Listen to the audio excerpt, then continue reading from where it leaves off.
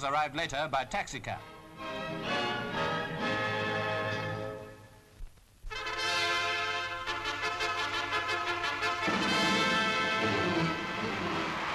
One of Her Majesty's most important engagements in Victoria was to open the State Parliament, and the event gave Australians the opportunity to see the Queen in all her regal splendour.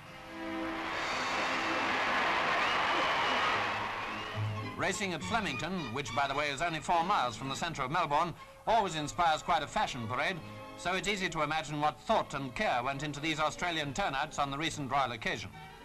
Yes, it certainly must have been a big thrill for all these keen racegoers as they awaited the arrival of their Queen and the Duke of Edinburgh.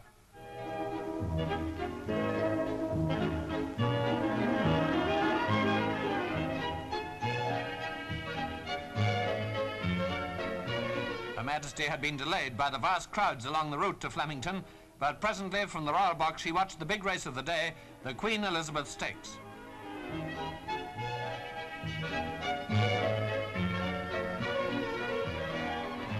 If the race was appropriately named, so was the victory appropriate. For the winner, Chromis, was sired by Helios, which was owned by her father, King George VI.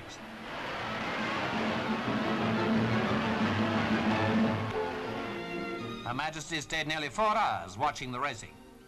12 miles away at Kooyong, a tennis test match between Australia and South Africa was being fought out. The royal visitors who'd come on here from the races were shown the Davis Cup by Sir Norman Brooks, and he also presented them with replicas of the famous trophy. Australian players who had helped to win the Davis Cup received handsome souvenirs from Her Majesty. Here's Rosewall, a brilliant young tennis star, getting his.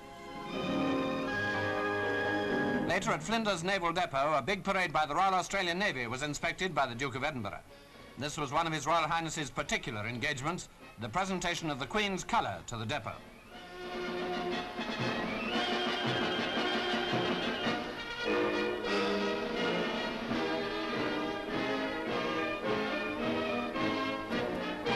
The march past that ended this memorable naval occasion was impressively smart.